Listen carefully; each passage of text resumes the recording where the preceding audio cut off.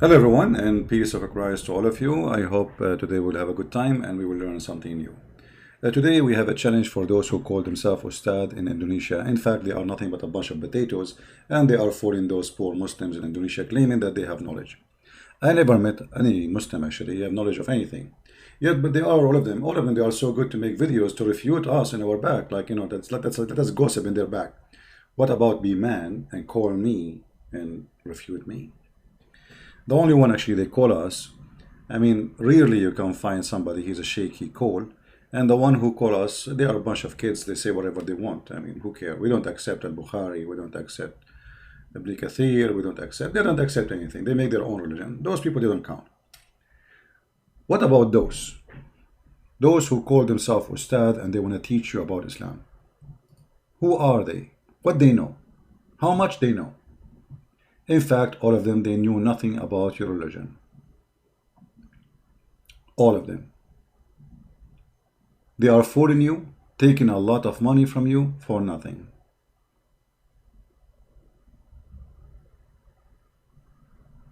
Today's challenge to the Muslims, especially those who claim to be cleric in Indonesia, is very simple. The Muslims agree that God, he gave Moses command. Where we can find the command of Moses in your book? You know, your book is scattered, and when you talk about Moses, you find yourself all over the place. All over the place. Where we can find the commands which is given to Moses in the Quran? A Muslim, he will say to you, oh, the Quran says many things. As an example, you shall not murder. No, it doesn't say that. The Quran command you to murder.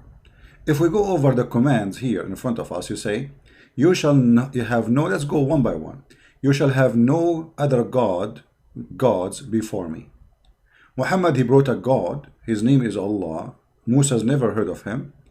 And not only that, he claimed that this God has no spirit. Which means when a Muslim, they say Allah is the same God of Moses. Well, if he is the same God of Moses, then from the first book, in the book of Genesis, it says God, he created the earth and the heaven, and his spirit was in the top of the water. His spirit. So God have a spirit. The God of Islam has no spirit. So the first thing we learn from the 10 Commandments, that Muhammad, he broke the first commandment. He brought a God is not exist in the Bible. God who has no spirit. So he cannot be the same God.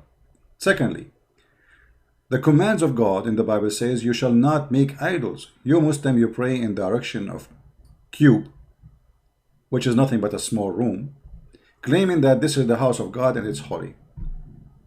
In the same time, your prophet, he kisses stones in the shape of a private part of a woman. And not only that, he claimed that this stone is going to erase your sin. We will go to this part back after we go over the 10 Commandments. You shall not take the name of the Lord your God in vain. The Quran allow you to take and use the name of God in vain. Inna Allah la yu'akhidukum. You know, Allah will not take you accountable for your false oath. Remember the Sabbath day to keep holy. Muhammad, he don't care for the Sabbath. What happened to the Sabbath? It's gone. Even you Muslims, even on Friday, you work. You know, you work, you do all kinds of things. And there's not even a single verse in the Quran saying this is the day which is equal to the Sabbath for the Muslims. All what the Quran says in a Friday, when they are called for a prayer, come. Why? Because Muhammad at that time used to observe Sabbath actually, and Muslims, they are busy doing shopping before the stores close, for Sabbath is coming by afternoon. Remember, Sabbath start by sunset, not by the second day as today, you know, we go by the 24 hours method. Honor your father and your mother. Muhammad did not honor his father, neither his mother. Actually, Muhammad, he says, my father and your father in hellfire. And not only that, he called those who they are not believing in his God, najis. So Muhammad, he called his mother and his father filthy. You shall not murder. Muhammad, he killed many people, including women and children. As an example, a woman, he cut her 2 pieces alive. Her name is Qurfa, and she is over the age of 40, by tying her legs into 2 camels. You shall not commit adultery. Muhammad, he found having sex with his maids in the bed of his wife, and his wife Hafsa, she said to him, في بيتي وعلى سريري, in my house and in my bed, you filthy Muhammad. You shall not steal. Muhammad was accused in the Quran of stealing even clothing. And even the Muslims, they are so proud about how many caravan the Prophet he attacked and he stole the product. Imagine you have a bunch of cars in the highway, and the guy he claimed to be a prophet, he stopped those cars, he killed the drivers, and he take and he steal all the product they have. This is what Muhammad was doing, and the Muslims are proud about such a thief. You shall not bear false witness against your neighbor. Muhammad, he bear false witness as much as he want. Actually, he taught his men, as an example, when he killed Kabah ibn al-Ashraf, he said, one of his men, he said to him, I'm going to lie to him in order to kill him. He said, do it, okay, no problem. So the guy, he go to the house of the old man who is very old, claiming that he is coming in a friendship. When he entered the house, he put his sword inside his chest and he killed him. And what this guy he did, he was opposing Muhammad as a prophet. That's all. He did not take a sword. He did not kill anyone. He did not kill a Muslim. He did not kill a Muslim. You, Muhammad, did everything against the book. You shall not covet. Muhammad, not only he took the neighbor house, Muhammad, he took his own son, wife, and he went to her house and he flirted with the wife when the husband was not there. And then after that, he took her to his bed and he slept with her without even getting married. When she said to him, who is your witnesses? He said, Allah and Jibreel. So what we learn from this? That Muhammad, he broke all the commands of God. So how he can be a prophet of God?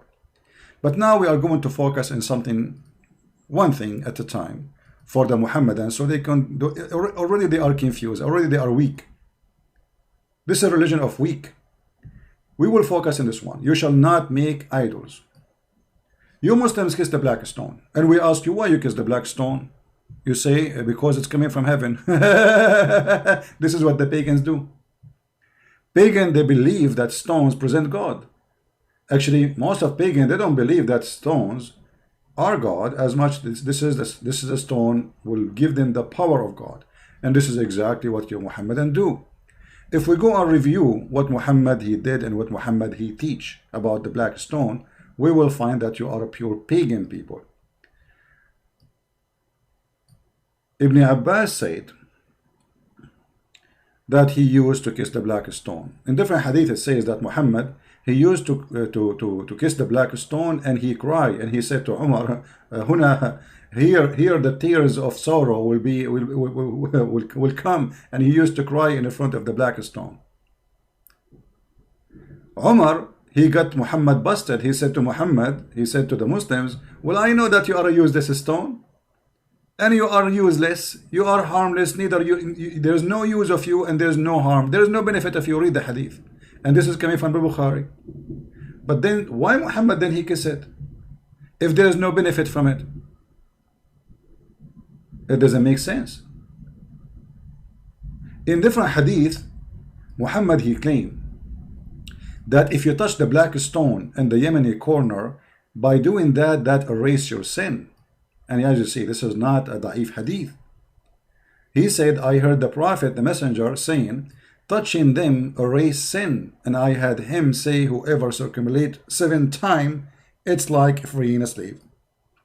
So now Muhammad, you don't need to free slaves. Oh, just go around the Kabah 7 times, and that's it. You free the slave. That's it. Keep your slave at home as a slave.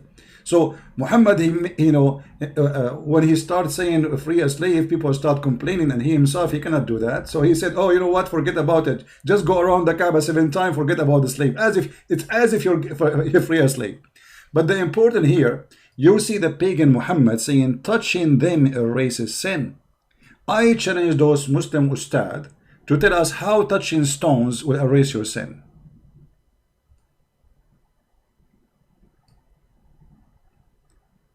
And not only that, Muhammad he claimed that the black stone is a living stone.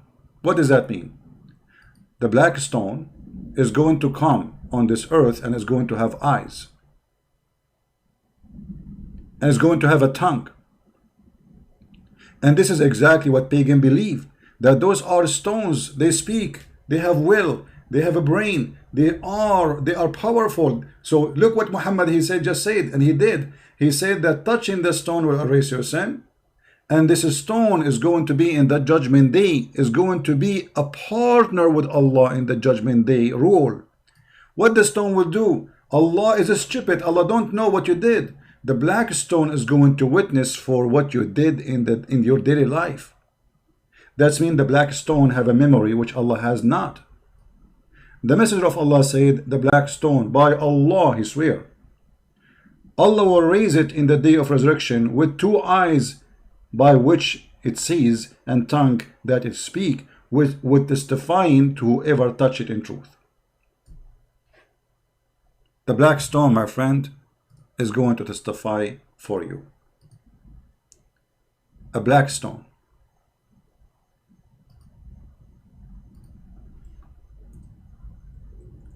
So how you Muslims, or Muhammadan, it's better to call you Muhammadan actually, because what Muslim mean? You are following Muhammad blindly. You are not following anything. You worship Muhammad. Muhammad is God for you, and Allah is the puppet of Muhammad, and all of us we knew that this is the story.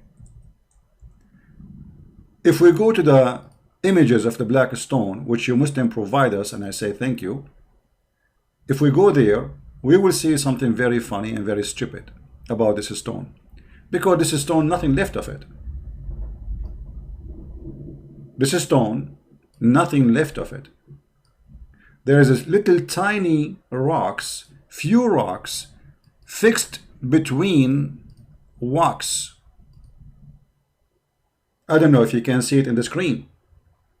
So where is the black stone which Allah is going to raise in the judgment day? Where we can find it? How this stone will survive until judgment day? It survived by putting wax. Even this stone is not exist no more. It is gone, proving that Muhammad is a fraud. Because if this stone is going to stay until judgment day, then what is this? What is this? Every few days they have to put wax around the stone to keep it look like a stone, because there's nothing left of it. Al-Qurmuti, when he destroyed the Kabah and he made fun of Allah, and he says, hey, where is your bird? Allah, hello, where is your bird? The one who protected the Kabah before, as in the chapter of the elephant. He destroyed the Kabah, he took the black stone, he took it to his house, he made it pop stone for more than 21 years according to Muslims, and yet Allah did not send his birds. And then they have to pay him money, and look, it looked like a toilet seat. And now according to your prophet, let me make it more clear, hold on.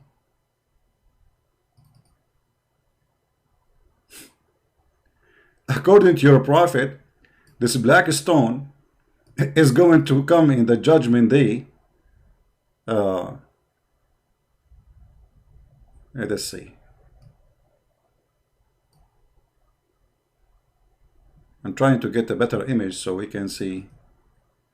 I don't know if you guys saw with me what we are talking about. This picture is clear, but anyway, let me use it with this one.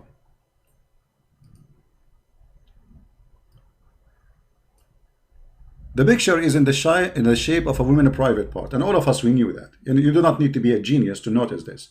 But according to Muhammad, this black stone, which supposedly the stone of Allah, which is supposedly we should touch it, which supposedly it erases our sin, which supposedly is going to have eyes and tongue, which mean the following. This stone, my friend, in the judgment day is going to be in a very weird look.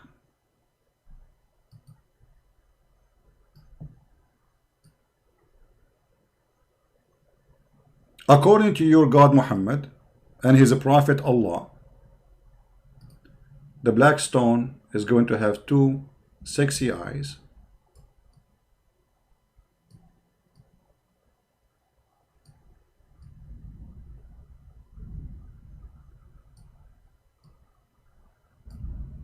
is going to have a mouth,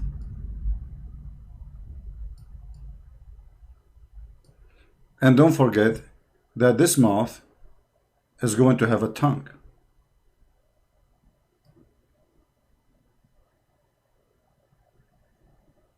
And obviously this tongue will be big because going to witness to more than 1 billion or maybe 2 billion Muslims by the time the judgment day happen. How in the world you can believe in such a thing? So we want the Ustadz, the one who claim to be not pagans, the one who claim that we are not pagan, we are people who believe in God, his name is Allah, he is one God, but yet you believe in a fiction and stupid stories, and Muhammad is telling you that even this black stone is the right hand of Allah. How this stone can be the right hand of Allah? This is what Islam is about. Is a bunch of garbage, nothing left of this religion. Even this black stone, even there's no black stone in the black stone. There's a bunch of little tiny rocks we showed you in the picture, and this is what the Muhammadan they have, and yet they claim that they have a stone which is going to witness for us on the day of judgment. How come Allah, he needed you to fix the black stone by wax? Let me take a selfie for this so we can publish it later. Excuse my art, I'm very good an artist. You know, like I'm born as an artist, what I can do, all right? But look at this.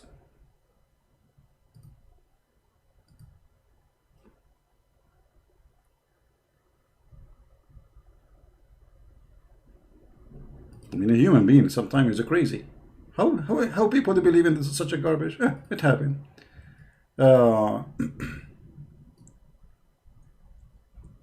There's tons of video in YouTube showing you live on videos how they fix the black stone every few days.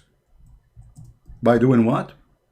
By putting a very expensive wax mixed with amber, musk. So it's going to smell good. And here we go. Those are the pictures. Allah, he need a maintenance guy to do maintenance to the black stone. I thought this is a stone preserved by Allah. So now we need to do waxing. Even the black stone need waxing. This is your stone. This is your religion. If we don't wax it, it collapses. And the same as the Kabah. The Kabah always flooded by sewage. Let us show you, so people will not say we are making things up.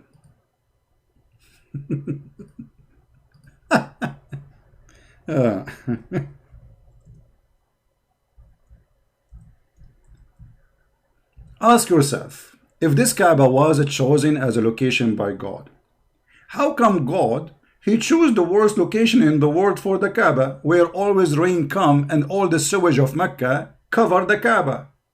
And look, it looked like a pizza, what it's called, pizza tower in Italy. They fix it. This is an old picture, you know. Then they start adding cement, thanks to the American, you know, come with concrete and all those stuff. Otherwise, this Kaaba was a piece of garbage. But look at this. Allah, he chose the location. The location is the worst place in Mecca. And you know, imagine you are the most rich person in the world, not God, and you ask an engineering company to find the best location for your house. And then after a few weeks, your house is flooded by water and sewage. This is the house of God. Let us assume that Allah, he made a mistake and he put the sewage house there, I mean the Kaaba. Can't Allah, he make a miracle and he lift up the ground up so the sewage will not cover it? I mean, come on, just lift it 3 meters up. Can't Allah do that? No, he cannot. He's a potato. This is the house of God. If you like to learn how to swim, I can take you there. Look at the dirty, filthy water. Look at the color of the water. This is what Islam is about.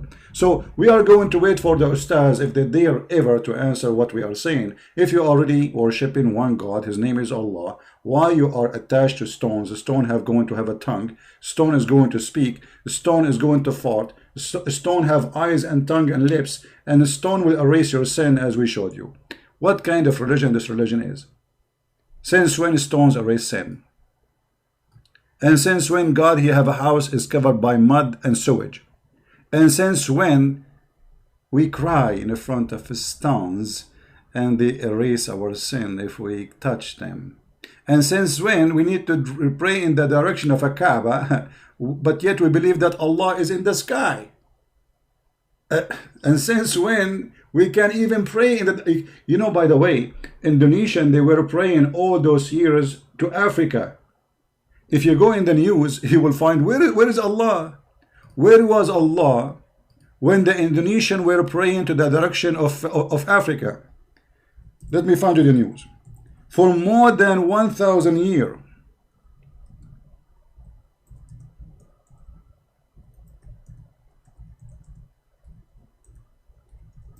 Allah, He did not send you somebody to find the correct direction to you.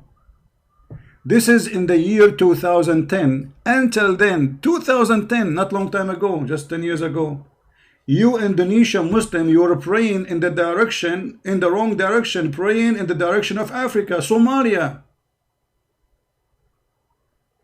Where was Allah?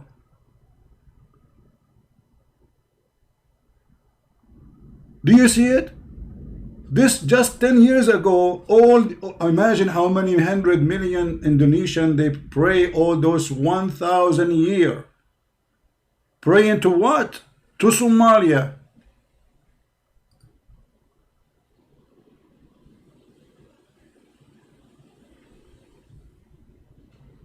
So when they say to us they have God, they have nothing. They are a bunch of pagan and they follow a pagan prophet. Copy the video, share it with your friends. I hope you guys, people in Indonesia, will see the truth, and the truth will set you free. And this is a Christian Prince who was with you, with my love to all. I will try to come tomorrow again live on air in the morning if I can, if not the day after. Thank you. And we are going to wait for the Ustadz to answer our challenge, if they dare to answer. But you know them, bunch of potatoes. They make videos in my back, but nobody dare really even to refute what we say. They don't even dare to speak to me, for they are coward. Thank you. See you. God bless you. Bye-bye.